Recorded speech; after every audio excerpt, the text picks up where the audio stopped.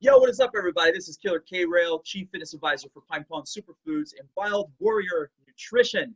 Today, I am doing a fun little checkup podcast with our good friend Zach Blain, all the way from the Pacific Northwest in a small place called Klamath Falls, Oregon. And it is Oregon, not Oregon. Because I used to call it Oregon, and then one time an Oregonian came up to me and almost slapped me in the face and said, "It's Oregon, not Oregon." I'm like, sorry.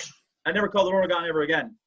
So Zach volunteered last year, almost a year to the day. I think it's, how many days do we have left in December?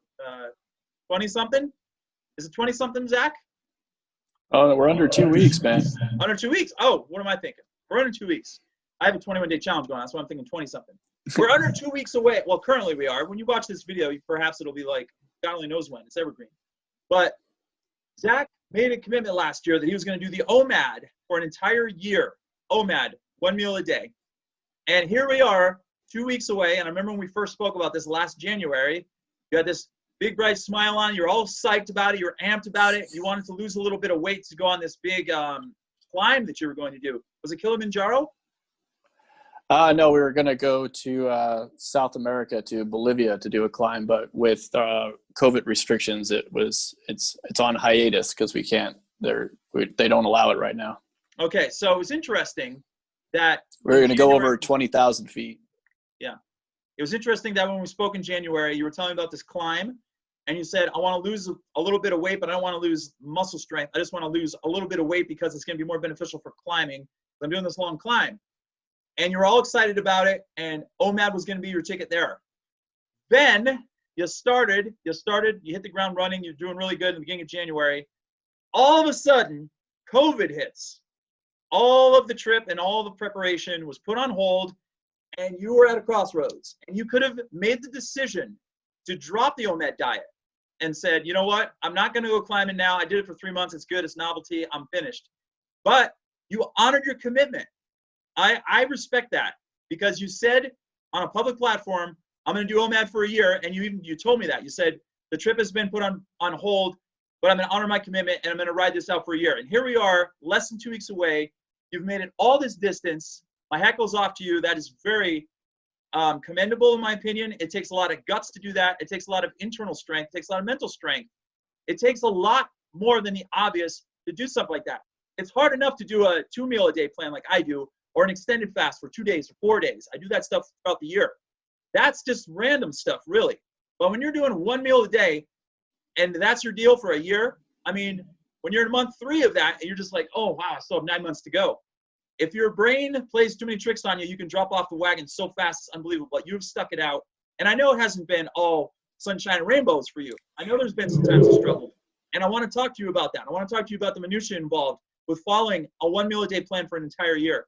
And I want to talk to you about what were some of the biggest challenges you had. We talked a little bit off air about that. And how did you get around those challenges? How did you succumb to those? And how are you feeling right now? And what's like your latest update on your body, your health, how you're feeling, your strength levels, all those kind of things. So Zach, welcome. And just tell me, like, in the present moment, how you feeling right now? I'm feeling pretty good, actually. I'm very happy to be at the end of it, like reaching the end of a marathon or something, where you feel the finish coming on. Strength levels good. I would say COVID has done more to fatigue me in terms of what it's done to the social fabric of things than my diet choice has.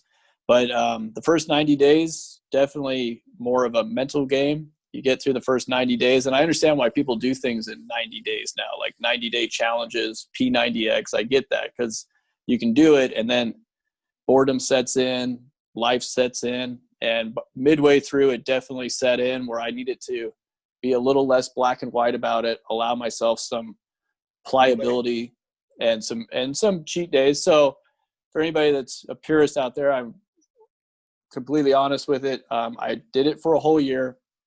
And because it's a leap year with 366 days, it kind of mutated through the year. Pretty much after the 130-day mark, I just started realizing that society, family, COVID on top of that, you go to you start becoming this antisocial guy that just doesn't eat. And you can do that mentally, but at the same time, you want to be social, you want to do these things. And I allowed myself 16 cheat days. So I did break the rules occasionally for special occasions like my birthday, different things. And I still have one to go. I just with Christmas and everything, I have one day where I could, we got a family thing going. I can maybe have like a little snack to be ceremonial and stuff. And I might not use it, but it's there just to make it more human in a way. So you're not, less robotic. But all in all, I feel pretty good about it. I feel like I've definitely learned that skipping a meal is a very healthy thing. Maybe going to one meal a day is a little extreme. It's something like to challenge yourself, but I don't know if it's necessarily something you have to do all the time. When I get through this, I'll probably allow myself to stay with the OMAD through the week when I'm in business mode, and then on the weekends give myself more 2 meals and allow myself that social fabric, which is just as important for health as anything else, because I think that's something I've lost from the year as a negative. But all in all, I feel really good about it. I feel like it's toughened me up mentally a little bit, where I realize that I'm a little bit more tougher mentally than I realized, in a way that a lot of people don't challenge themselves with. And I did lose weight, but with my workouts and other goals that I have gained a lot more lean body mass. I feel like I've in an overall sense, without getting into a lot of details, made myself a lot stronger. But more like I've developed some abilities mentally to just stick to something, not because it's a weight or a number or any of that stuff, but it's this long grinding duration throughout the year. And if come up with another challenge to myself annually, after doing this, I feel like that's given me the strength to tap into some other things that would be an annual challenge instead of a weekly challenge or something like that. I feel like I could do something like this again based on my experience. Okay. Walk us through a typical meal in your OMAD plan during the week or on the weekend, etc. What does it look like, and like how many calories do you think that meal has, and kind of like what would you say the macronutrient composition would be? And if you can't figure that out, just tell me what the meal is, and I'll figure it out, because I have that. Okay. I can figure that out in 2 seconds. Most of the time, it was pretty healthy. So in that first 90 days, it was not healthy at all. So it was time to eat, and I just had my window and I just went full throttle. I got past the 90-day mark, and then I started getting much more savvy about salads. I started enjoying soup more. I still had plenty of days where I had hamburgers and different things. And again, when the social thing came into play and you're surrounded by all this food and you finally have this opportunity to just dig in, the calorie composition has to be ridiculous, because, you've seen me eat before. I have. I can easily put away 4 or 5 plates, sometimes 7 plates of things.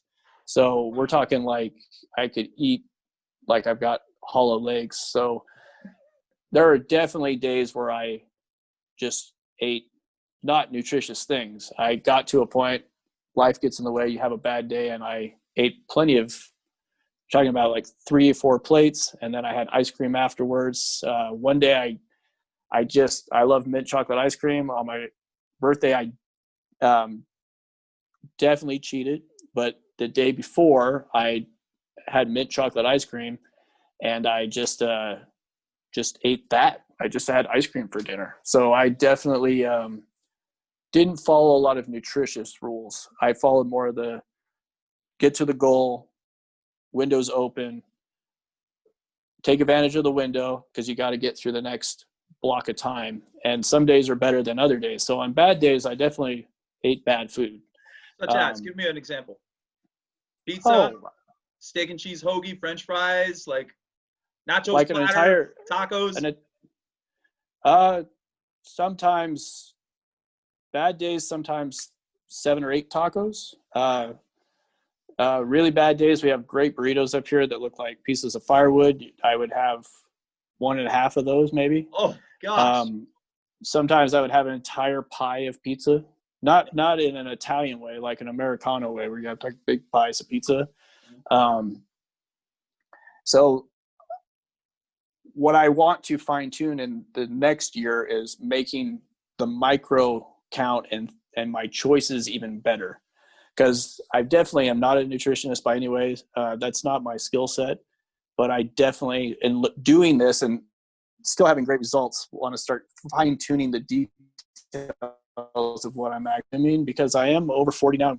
I'm 42, so I want to start making more choices that are sound as opposed to more extreme choices that I'm doing one meal a day. So I'm moving into being more minutia about my choices instead of just more aware, more conscious of my choices instead of being 42 and eating like I'm 22. That's just that's one of those things I want to start putting behind me. Okay. But yeah, I definitely ate a lot of things that are not advised. So what would be like a healthy meal that you had, even if it was 3 plates worth or 4 plates worth? What would you say that would be? There was a few days where I just made. We have a great local pizza place here that I avoid. They don't just have pizza; they have amazing salads that you can get, small, medium, or large. The large is definitely would feed an entire family.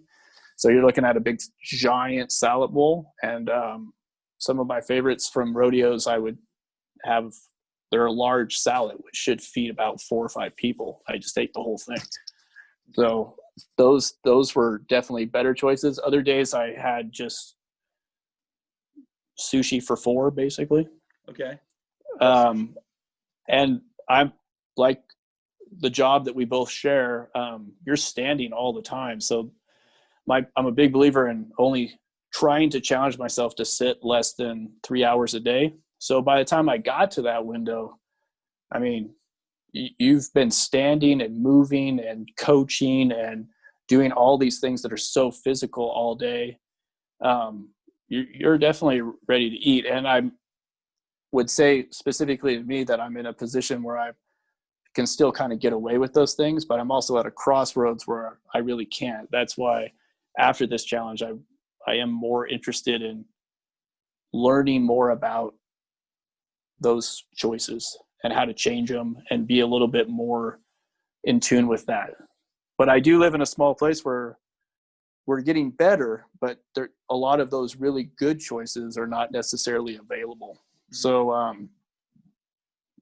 you got to either cook it yourself, which I'm getting better at, or you got to really go out of your way to find them. Where in places that have a little bit bigger population, they're more readily available. Did you pre-orchestrate a lot of your meals or no? Or it just come to like end of the workday, you came home, your wife had food ready to go? Did you ever like say, oh, I think on Monday I want this, Tuesday I want that, or in the morning say, I want this for dinner tonight, and put a request into your wife and she goes and gets it, prepares it? Did you like pre-plan or pre-orchestrate anything like that, any kind of your meals?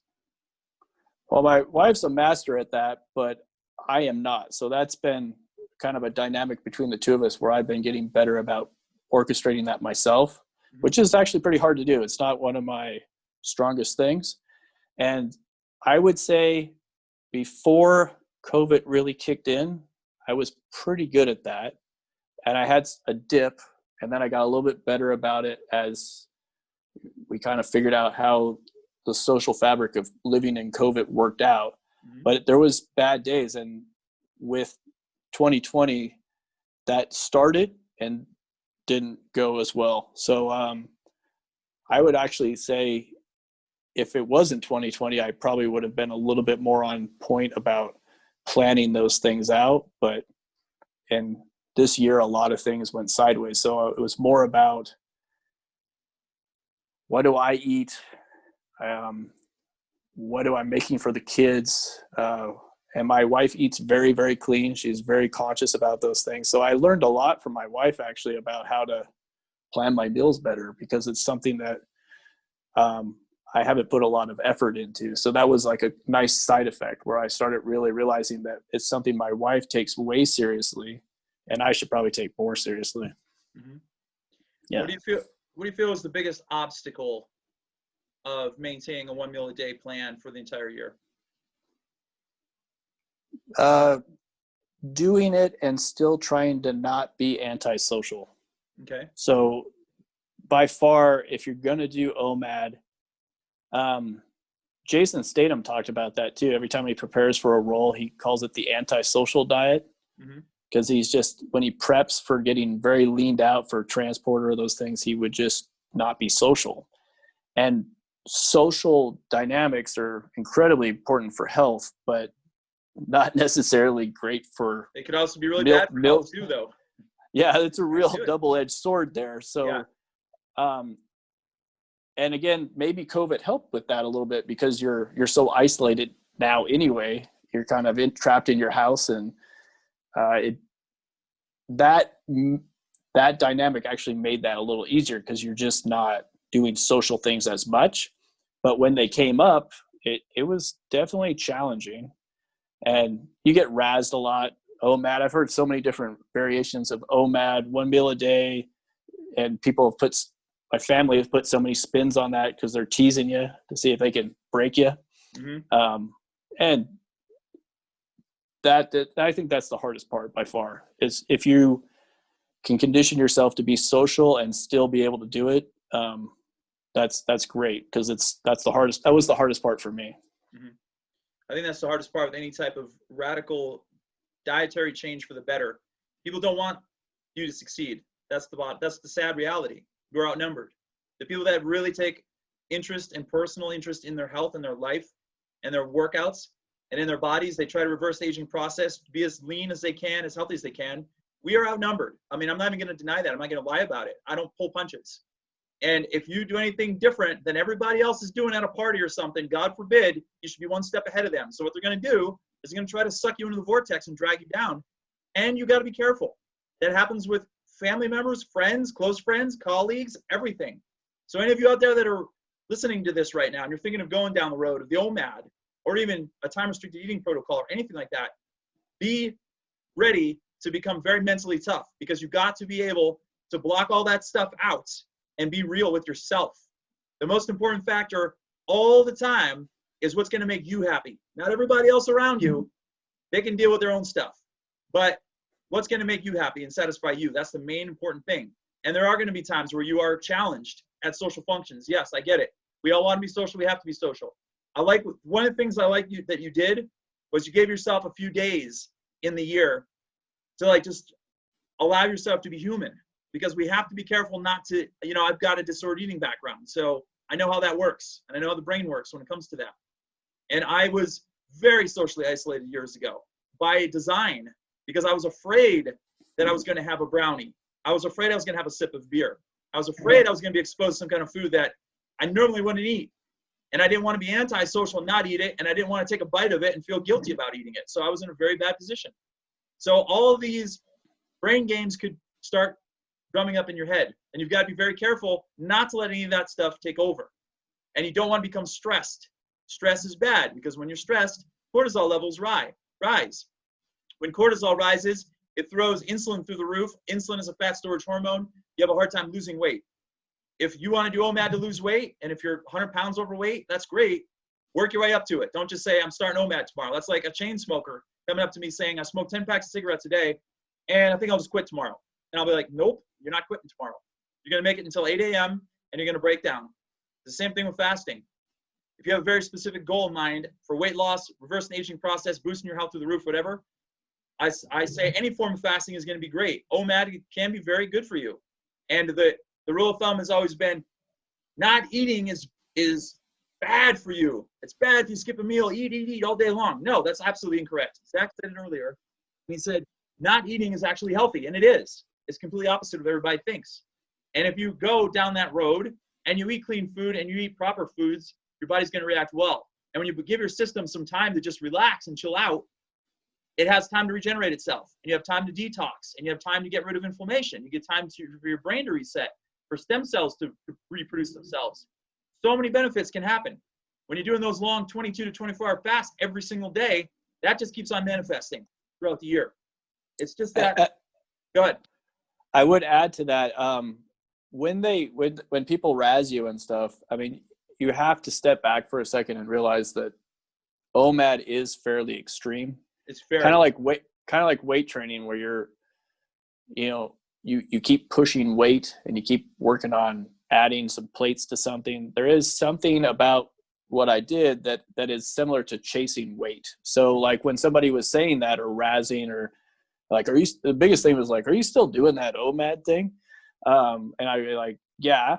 And they're giving me a hard time, but what they're also doing is, if I realize what they're saying is, they're allowing me to, like, it is kind of extreme. Are you allowing yourself to live a little bit, just like it is kind of extreme to chase weight? Like, there is a time and place in restricted eating to allow yourself to bob and weave and not just keep going straight ahead because of a goal. Like you realize in doing something like, or at least what I realized in doing this kind of extreme challenge, is that in some ways it was too extreme. Like I needed to allow myself to just enjoy a meal and not think about it too strictly. And other times I would think to myself, yeah, I'm still doing OMAD because I said I was going to do it and I'm getting great results from it.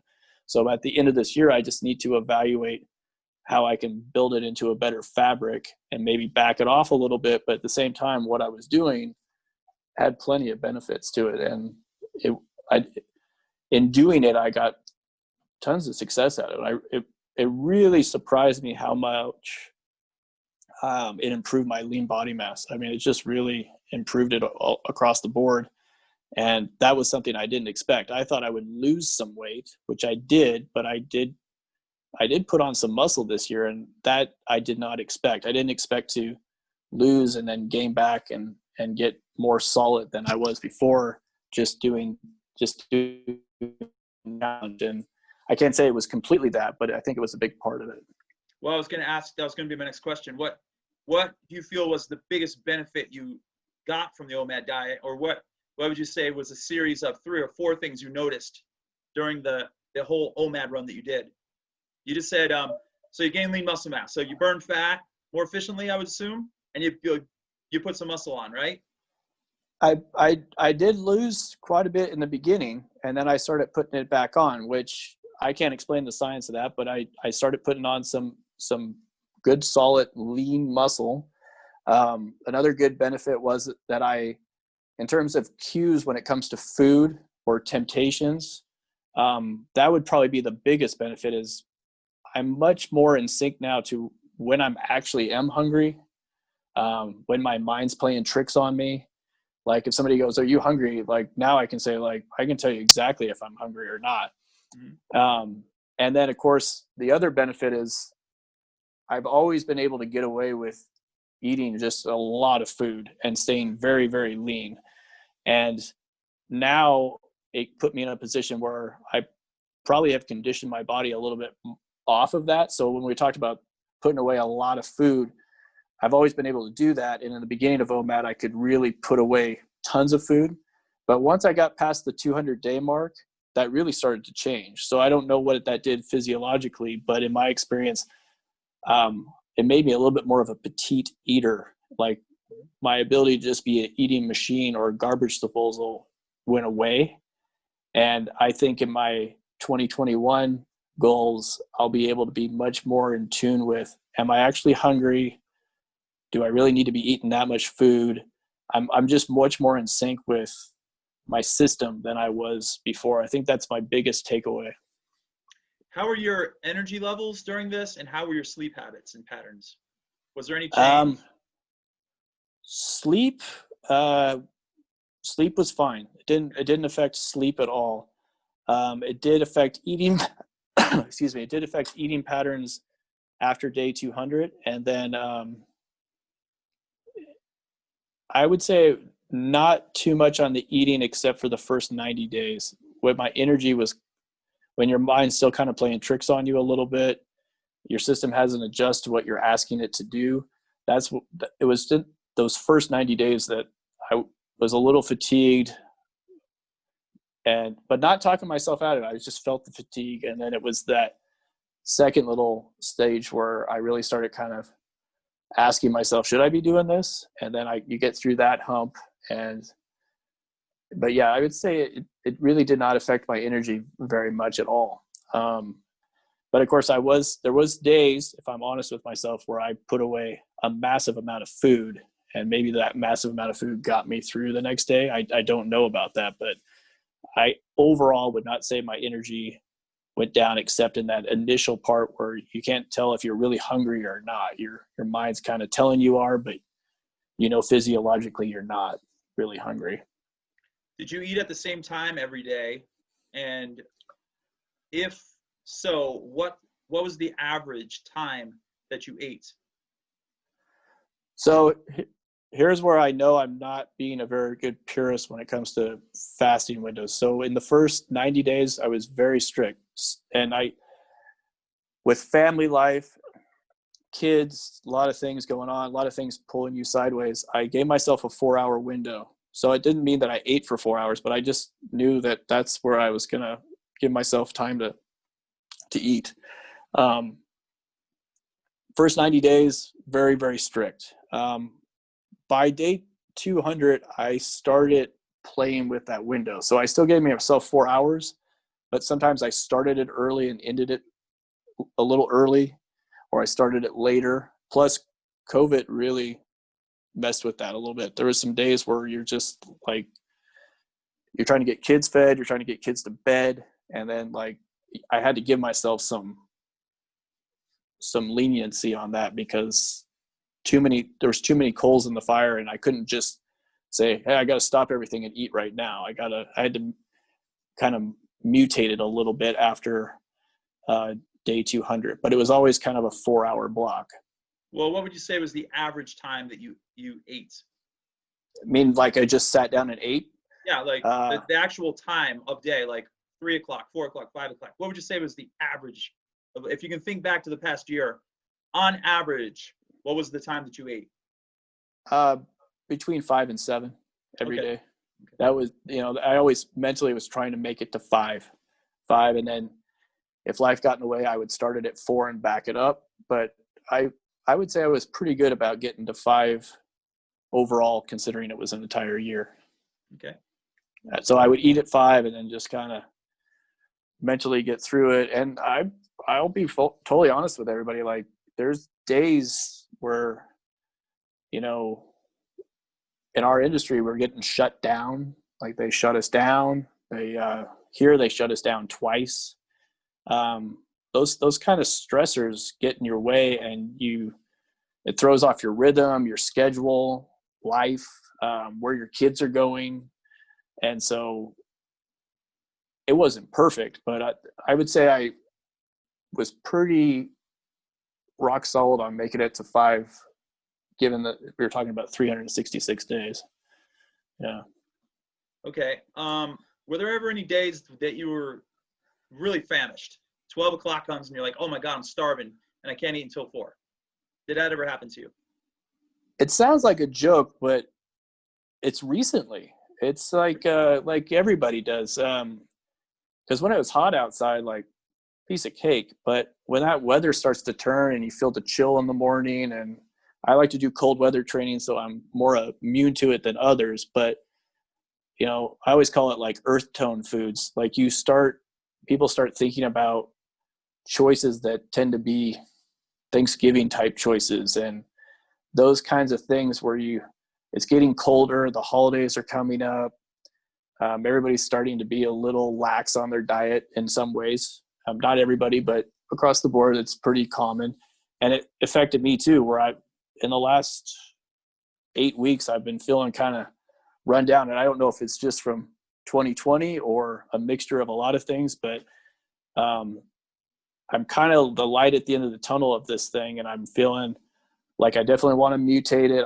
I don't want to get rid of it. I've learned things from it, but November was really hard for sure. Right after Halloween, I was like, man, it's 2 o'clock. And I'm like, and my stomach started growling, which I don't know, might have been psychological, but you're just sitting there like, it's getting cold. We're about to get shut down again. I got to figure out how to do a lot more things digitally. And yeah, November was tough. Beginning of December was a little rough. And then now that I know I can see the finish line, it's fine again. But November was definitely hard when I started feeling kind of famished. And I think it was more psychological than I actually was. But I think a lot of people fall into that this time of year. Mm-hmm. Well, there is truth to the cold temperatures causing your hunger to spike because your body goes into a thermogenic effect where you burn more calories. Basically, your metabolism rises a bit because your body burns more calories to keep your body warm. And we're both cold people. We do, I don't wear jackets in the winter, and I usually walk around sleeveless shirts even as long as I possibly can in the winter. I'm going to try to make it all the way through the winter this year. And sometimes I'll wear like a long sleeve shirt, but it's still not a jacket. It's different. It's like Zach and I expose our bodies to the cold, and that's a biohacking trick. And for me, it's all about biohacking, reversing the aging process, boosting your immune system. There's a million benefits behind cold therapy and what's that called where you transition from hot to cold? Not oscillating. I keep forgetting the word, but when you go from hot to cold and stuff. However, being in the cold, like every year, like clockwork around October even, I would say. We had a pretty mild October and early November here, and I didn't feel the effects until about right before Thanksgiving. But when it started to get cold here, I was noticing in the morning my hunger was spiking way higher than normal. And it's because of the cold air. So I think that's basically what's happening to you as well. You had all this time. Summer is fine. Like you said, you could breeze through it. And the summer, I find it's a lot easier to forego food when it's really hot. I just don't get as hungry. I'm more thirsty than anything else. And it's easier to do fasting. So once it starts getting cold every year, my hunger starts going up. And then, it's just it's a matter of fact thing. I think there's a lot of truth to that because in my own pursuit of knowledge on improving things, I've been calling them fire and ice, but I've been doing a lot of taking different aspects of sauna culture from Scandinavia, from Turkey, from different parts of the world, and seeing how they all do it a little differently. And I've been doing a lot of sauna mixed with a lot of cold weather meditation, movement, just to make it simple, fire and ice stuff. And I think that made it a little tough. Your phone just did something weird. Oh, I lost you. You there? I have a feeling Zach's phone just died. I saw the word iPhone and then he just disappeared. Well, we were basically getting to the finish line anyway. And I was going to ask him what he was going to be doing next for the next year with his diet. I already talked to him about this, so I'll just debrief you quick. And it sounded to me like he's going to go to a 2-meal-a-day plan, which is similar to what I'm doing right now. I call it the 2MAD diet. So we were talking about OMAD, 1 meal a day, 2MAD. That works best. He said lost. I don't know where he is. I'm just going to wrap this up. I feel the 2MAD, 2 meal a day plan works best for me. So any of you out there that are looking to get into the medium of fasting in any way, shape, or form, find out what works best for you. And if OMAD is a thing for you and you've never done any fasting before, I promise you right now, it's not easy to just jump right into something like that. You can't just go like, I'm eating 6 meals a day, tomorrow I'm eating 1 meal a day. No, it's just like I said before about the smoking the cigarettes thing. You want to wean your way into it, and you start yourself out with like 12 hours of fasting a day, get used to that, and then slowly increase it. 13 hours, 14 hours, 15 hours, then keep on going up the line. And get to like 16. That's always going to be your goal right there. When you hit 16 hours of fasting, your body goes through, that's when all the processes really start kicking into gear. Your fat burning starts going through the roof. Your HGH levels start going through the roof. Your brain function starts going up. Your hunger starts coming down. And magic starts to happen. So my final word and advice to you is try to work your way up to the longer fasts. And then if you want to do OMAD and it's working for you, stick with it. It's totally fine. And you can't go wrong. So this is Taylor K. Rail. I'm the Chief Fitness Advisor for Pine Pond Superfood and Wild Warrior Nutrition. Always hit us up if you have any questions or comments. Make sure to like and share our videos, and I will see you on the flip side.